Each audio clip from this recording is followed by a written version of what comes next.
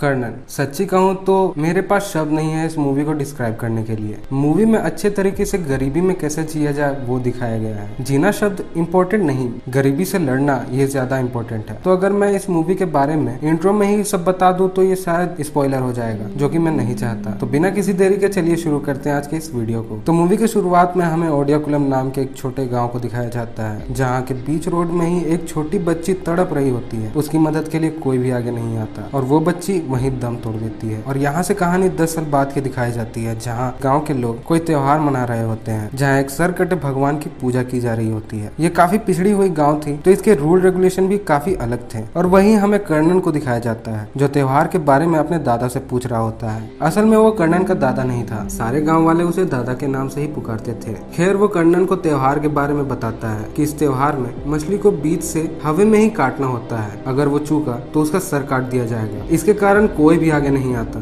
ये देखकर कर्णन आगे आता है और कर्णन उस मछली को एक बार में ही काट डालता है। काटेगा भी क्यों नहीं, उसका डायलॉग था ना, काट डालेगा, तो वो तो करेगा ही। इस बेकार जोक के बाद ये सभी इस पल को सेलिब्रेट करते हैं और सेलिब्रेट करते करते ये रोड की तरफ आ जाते हैं और वहीं जैम भी लग जाता है और उसी पर पुलिस भी वहाँ आ जाती है और वो सारी बात शेयर करती है कि ओडियाकुलम काफी रद्दी गाँव है, इस वजह से इस गाँव में कहीं भी बस स्टैंड नहीं है और इन्हें बस लेने के लिए दूसरे गांव मेलोर जाना पड़ता है। पर दोनों गांव में कभी भी एक दूसरे से बनती नहीं थी। इस वजह से इस गांव के लोग अपने गांव में भी एक बस स्टैंड की मांग करते हैं पिलर गांव से, पर कोई भी इनका सपोर्ट नहीं करता। और इस बातचीत के बाद पुलिस इन्हें जाने को कहती है। और इधर हम द्रौपदी को देखते हैं, जो कर्णन को पसंद करती थी। वो कर्णन का बेसब्री से इंतजार कर रही होती है और गाँव पहुँचते ही सभी झूम कर डांस करने लगते हैं। दद्दा उस तलवार को कर्णन की माँ को सौंप देता है और वो इस चीज को अपशगुन मानती थी, पर फिर भी इतने मनाने के बाद वो एक्सेप्ट कर ही लेती है। और नेक्स्ट मॉर्निंग एक बूढ़ा आदमी अपनी बेटी को कॉलेज छोड़ने के लिए दूसरे गांव मेलोर के बस स्टैंड में जाता है, जहां कुछ मेलोर के हरामी लोग आ जाते हैं और वहीं बैठकर गंदे गंदे तस्वीर उनके सामने बनाने लगते हैं, जिसे देखकर उस बूढ़े इंसान का खून खौल उठता है और उन सभी से अकेले ही भिड़ जाता है। पर वो सभी उस बूढ़े आदमी को काफी बेरहमी से मारने पीटने लगते हैं और वहीं मेलोर गाँव के 2 अध्यक्ष उन्हें बचाकर अपने गाँव भगा देते हैं। और दूसरे सीन में हम देखते हैं कि कर्णन छिपकर उन्हीं हरामियों का इंतजार कर रहा था। कर्णन मौका देखकर उन्हें पीटने लगता है। ये बात बढ़कर गांव के पंचायत तक पहुंच जाती है और सभी ये तय करते हैं कि कर्णन ने जो भी किया एकदम सही किया और उसके जगह और कोई भी रहता तो उसे भी यही करना चाहिए था। और इधर मेलोर गांव के पंचायत में कर्णन को मारने की बात चलने लगी थी, क्योंकि बेचारों का ईगो हर्ट हो चुका था ना। छोटा गांव का बंदा ऐसे ही थोड़ी ना पीट कर चला जाएगा। और यहाँ कहानी के कुछ सीन में एक गधे को भी दिखाया जाता है, जिसके पैर बंधे हुए रहते हैं ताकि वो भाग न सके और काम के वक्त उसकी मदद ली जा सके। ये बात कर्णन को ठीक नहीं लगती थी। खैर वहीं वो लड़की अब कॉलेज जाने से मना कर देती है और कहती है कि जब तक अपना बस स्टैंड नहीं आ जाता तब तक वो कॉलेज नहीं जाएगी, भले ही उसका 1 साल बर्बाद क्यों ना हो जाए, जिससे कर्णन काफी अपसेट हो जाता है। दद्दा उसको मनाने के लिए सिक्के के जुए में ले जाता है, लेकिन इनके पास खेलने के लिए पैसे नहीं होते। तो दद्दा पैसों का इंतजाम के लिए एक बूढ़ी लेडी के पास आता है और उसे ये बात पता चल जाती है कि दद्दा पैसे चुराने की कोशिश कर रहा है, पर वो बदले में एक प्यारी सी किस मांगती है और बस वो वहाँ से पैसे लेकर चला जाता है। और जुए में कर्णन अपना खेल दिखाकर काफी पैसे जीत जाता है। और जब घर में कर्णन की बहन उस पैसों को अपने गुल्लक में डालती है तो उसकी माँ उसे डांट कर मना कर देती है, क्योंकि वो जुए के पैसे थे। और कर्णन ये सुन लेता है और गुस्से में वो कमाने के लिए निकल पड़ता है अपने बड़े बहन के पास, जो कोयले की खान में काम करती थी। पर कर्णन पहली बार में ही काफी डर जाता है कि ये सब कुछ वो कैसे करेगा। अब उसकी बहन उसे राय देती है कि शहर में आर्मी की भर्ती चल रही है तो उसे वहाँ चले जाना चाहिए। और यहाँ से कर्णन अपने गाँव के दोस्तों के साथ आर्मी के दाखिले के लिए निकल पड़ता है। अब वो गाँव का लौंडा था तो फुर्ती तो भर की रही होगी, जिससे वो ये रेस आराम से कंप्लीट कर लेता है। और घर की ओर लौटने के दौरान जब वो बस में आते हैं तब वहीं उनकी नजर द्रौपदी पर पड़ती है, जो उसी बस में थी। सभी मिलकर ये डिसाइड करते हैं कि द्रौपदी के लिए टिकट वो खरीद लें। और जब टीटी इनके पास आता है तब वो ओडियाकुलम तक का टिकट मांगते हैं, पर वो टीटी उन्हें मना करता है क्योंकि बस वहाँ नहीं रुकती, जिससे कर्णन काफी गुस्सा हो जाता है। और जब ओडियाकुलम आता है तो वो काफी जोर शोर से बस को पीटने लगता है ताकि ड्राइवर बस यहीं रोक दे, पर ऐसा नहीं होता और कर्णन गुस्से में आकर चलती बस से वहीं नीचे कूद जाता है और मजबूरन बस वहीं रोकना पड़ता है। और अब कर्नन काफी गुस्सा था क्योंकि गांव वालों ने उनका साथ नहीं दिया था और कर्नन मायूस होकर गांव के वही पहाड़ों के बीच जाकर अकेले बैठ जाता है, जिसे द्रौपदी देख रही थी। और अब उसे लगता है कि ये उसके लिए सही पल होगा कि वो अपने प्यार का इजहार कर्नन से कर दे, और वो उसके फोरहेड में किस करती है और वहां से चली जाती है। और अब दोनों एक अच्छे कपल बन चुके थे। और यहाँ आप इस घोड़े को तो देख ही रहे होंगे, इसका भी आगे चलकर काफी ज्यादा ही डेंजर रोल होने वाला है। और अब गांव में भी इनकी लव स्टोरी शुरू हो चुकी थी जो काफी प्यारी थी। आजकल के दौर पे हम ऐसी लव स्टोरी तो कहीं नहीं देख पाएंगे। ये काफी रोमांटिक पल था। वो गांव में ही छिप छिप कर मिलते थे, अपने प्यार भरे बातें करते थे और द्रौपदी के भाई को ये सब कुछ ठीक नहीं लग रहा था। खैर अब सभी मिलकर एक बस स्टैंड के लिए सिंबल लगाते हैं रोड में कि ताकि वहाँ पर बस रुक जाए, पर पुलिस उसे भी तोड़ देती है। और उसी रात हम देखते हैं कि कर्नन के पिता को एक सपना आता है कि उसकी बेटी जिसकी मौत 10 साल पहले हो चुकी थी, जी हाँ, जिसे हम स्टार्टिंग में देखे थे, वो कर्नन की बहन थी जिसकी 10 साल पहले ही मौत हो चुकी थी। और वो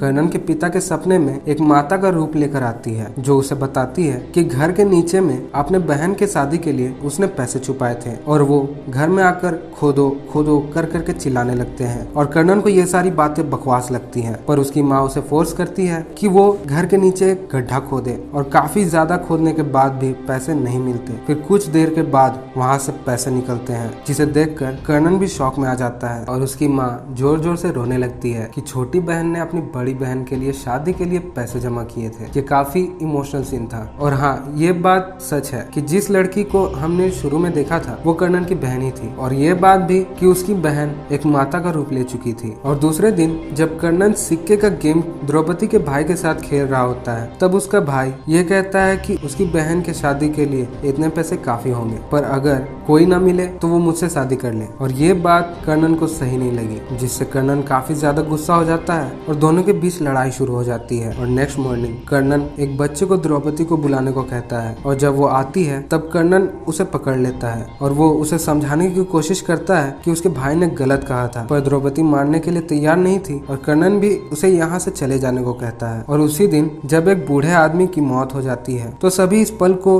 नाच गाकर सेलिब्रेट करते हैं, क्योंकि वो 100 साल के बाद मरा था। और कर्नन द्रौपदी को देखकर वहाँ से चला जाता है दारू पीने के लिए, और दारू पीकर वो वापस आ जाता है और झूम कर नाचने लगता है। पर यह हरकत कर्नन की बहन को पसंद नहीं आता और शाम होते ही वो दद्दा के पास आती है सारी जानकारी लेने। दद्दा सारी बात बताता है कि कर्नन द्रौपदी से प्यार करता था और दोनों के बीच अभी लड़ाई हो चुकी है, जिससे कर्नन को ऐसी हरकत करनी पड़ी थी। और कर्नन की बहन गुस्से से कर्नन के पास आती है और खाने का प्लेट वहीं फेंक देती है और उसे काफी बुरे तरीके से डांटने लगती है कि अगर वो कर्नन जैसी हरकत करती तो वो कब का उन्हें ऐसे ही छोड़कर चली जाती। और सभी रोड पर आ जाते और कर्नन की बहन के ही कारण उनके घर में पैसे आते थे और वो ये सब सुनाकर वहाँ से चली जाती है। और नेक्स्ट मॉर्निंग कर्नन उदास होकर पेंटर को देख रहा होता है जिसकी पेंटिंग अधूरी थी। और वहीं दद्दा आकर कर्नन का मूड चेंज करने के लिए उसे कबड्डी के गेम देखने के लिए चलने के लिए कहता है, पर वो पेंटर का काम देखने में मगन था। तो दद्दा उस पेंटर को भी अपने साथ ले जाता है और अब कर्नन को भी चलना पड़ता है। और कबड्डी खेलने के दौरान वहाँ मेलोर गांव की टीम भी थी, तो दद्दा कर्नन को भी कबड्डी खेलने को कहता है। काफी बोलने के बाद कर्नन मान जाता है। और खेल में जब कर्नन आगे बढ़ता है तो रेफरी भी चीटिंग करने लगता है, जिससे कर्नन का दिमाग फिर जाता है और वो उस पर हाथ छोड़ देता है। और देखते ही देखते दोनों गांव के बीच लड़ाई शुरू हो जाती है और वो भागकर ओडियाकुलम के रोड पर पहुंच जाते हैं। और इधर मेलोर गांव के प्रधान अपने आदमियों को कर्नन को मारने का ऑर्डर दे देता है और दूसरी तरफ कर्नन उस गधे की बंधी हुई पैरों को खोलकर उसे आजाद करने में लग जाता है। और वहीं एक परिवार जिसमें से एक औरत प्रेग्नेंट थी, जिन्हें जल्द ही शहर की तरफ जाना था,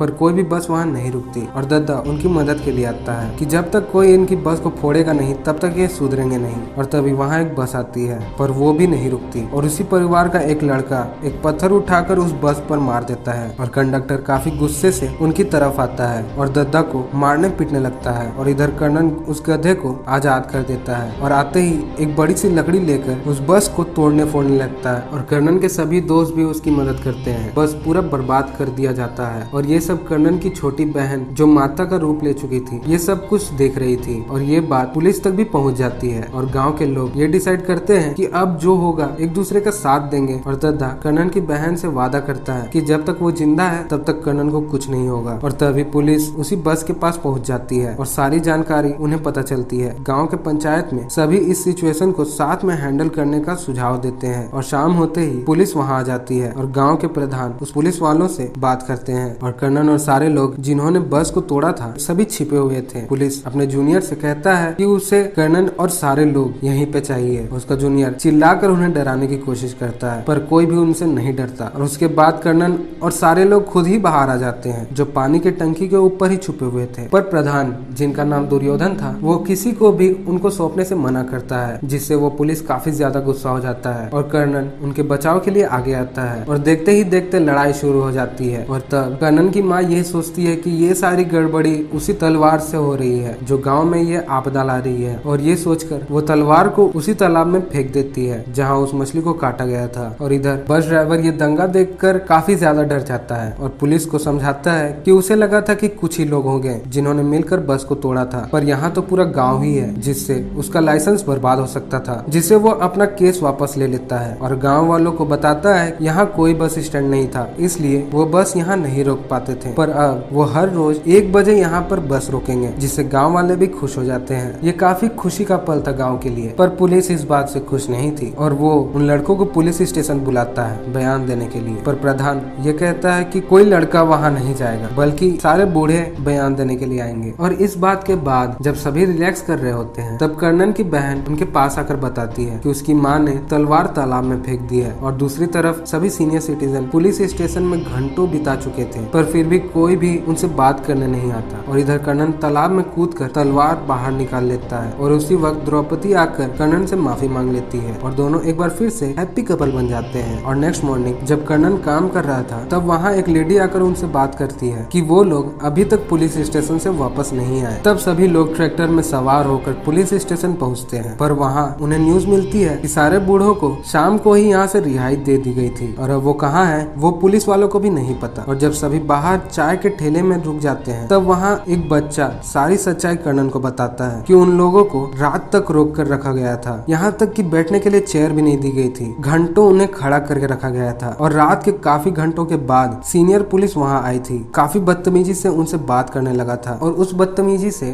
गाँव के सभी लोग उनसे डर चुके थे। द्रौपदी के भाई ने उस पुलिस वाले को समझाने के लिए उसके कंधे पर हाथ रख दिया था, जिससे उसका दिमाग फिर गया था कि छोटे गांव वाला उसे हाथ कैसे लगा सकता है और वो सभी बूढ़ों को जानवर की तरह मारने लगता है। और ये सीन देखकर मेरे भी आंखों में आंसू आ चुके थे और मैं ये रिकमेंड करूंगा कि आप भी इस सीन को जरूर देखें। और इतनी सारी कुटाई के बाद पुलिस प्रधान से उनका नाम पूछती है तो उसके बदले में प्रधान काफी डरते हुए पुलिस वाले को बताता है कि उसका नाम दुर्योधन है, जिसे सुनकर पुलिस और भी पागल हो जाती है और जब तक सारे बूढ़े बेहोश नहीं हो जाते तब तक उन्हें पीटा जाता है। यहाँ तक कि बाकी पुलिस भी इनकी दर्दनाक पिटाई सह नहीं पा रही थी और अपने आप को टॉयलेट में बंद कर रख रही थी ताकि वो बाहर के शोर को ना सुन पाए। और जब ये बात कर्नन को पता चली तब उसका खून खौल उठा और सभी लोग पुलिस स्टेशन की तरफ दौड़ पड़े और जो हाथ में आया सबसे उन सभी पुलिस वालों को पीटने लगे, जिसे देखकर एक पुलिस वाला टेबल के नीचे डर के मारे छिप गया था और उसी से पता चला कि सभी लोगों को छत पर मरने के लिए छोड़ दिया गया है। कर्नन और बाकी सब लोग उनकी मदद करते हैं और गाँव आकर सभी ये डिसाइड करते हैं कि ये लड़ाई उन्होंने शुरू की है और जब वो यहाँ आएंगे तो सब मिलकर उनका सामना करेंगे। और एक बार फिर सब गांव वाले साथ हो चुके थे, एकदम गूज़बम्प वाला फील शुरू हो चुका था। और यहाँ बदले की आग वाले म्यूजिक के साथ सभी तैयार होते हैं एक बहुत बड़ी लड़ाई के लिए, उनका सामना करने के लिए। और अगर वो अब यहाँ आए तो उनका गांड फाड़ दिया जाएगा। और वहीं दूर से माता इन सभी को देख रही होती है। रात भर की तैयारी के बाद सभी तैयार थे उनका सामना के लिए। और नेक्स्ट मॉर्निंग एक पोस्ट ऑफिसर वहाँ आता है कर्नन की आर्मी भर्ती की लेटर के साथ, पर कर्नन जाने से मना करता है। पर दद्दा उसे कसम देता है कि जब तक वो जिंदा है तब तक गांव वालों को कुछ नहीं होगा। और कर्नन उनकी इस बात से मना नहीं कर पाया और कर्नन और उसके पिता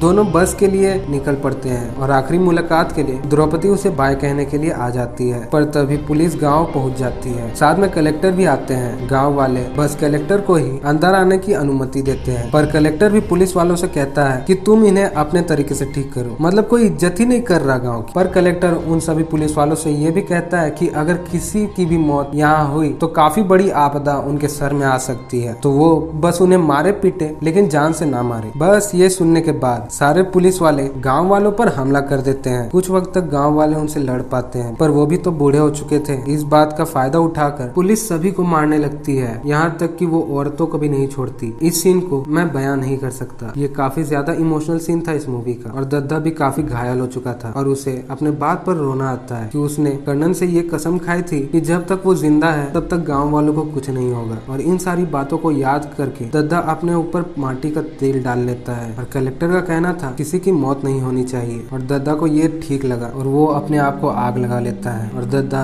वहीं तड़प तड़प कर अपना दम तोड़ देता है, जिसे देखकर वो बच्चा रुकने वाला नहीं था। वो अपने घोड़े में चढ़कर कर्नन की ओर जैसे तैसे भाग निकलता है और दूसरी तरफ कर्नन अपने पिता से कहता है अब उसे ये आर्मी की जॉब नहीं चाहिए क्योंकि गांव वालों की चीखें उन्हें सुनाई दे रही है। पर कर्नन का पिता उसके पैरों में गिर जाता है ताकि वो वापस गांव में ना जा सके। और उसी वक्त वो बच्चा घोड़े के साथ कर्नन के पास पहुंच जाता है और उसे बताता है कि दद्दा को मार दिया गया है, जिसे सुनकर कर्नन पूरी तरह से सुन्न पड़ जाता है। और उसी वक्त कर्नन के पिता उसका हाथ एक बार फिर पकड़ लेता है, पर इस बार उसे रोकने के लिए नहीं बल्कि तलवार थमाने के लिए। और वो घोड़े में चढ़कर गांव की तरफ लौट जाता है और ये देखकर माता भी खुश होकर ताली बजाने लगती है। और वहां पहुंचते ही उसकी पहली नजर दद्दा की लाश पर पड़ती है और जब वो नीचे उतरता है तो सभी गांव वाले कर्नन का पैर छूने लगते हैं और उसे अपना एक तरह का भगवान मान लेते हैं। और वो उस पल को याद करता है जब दद्दा उसके साथ था। और यहाँ से कर्नन सभी पुलिस वालों को काटना शुरू करता है और जब वो मेन ऑफिसर को दबोच लेता है तो सभी रुक जाते हैं और वो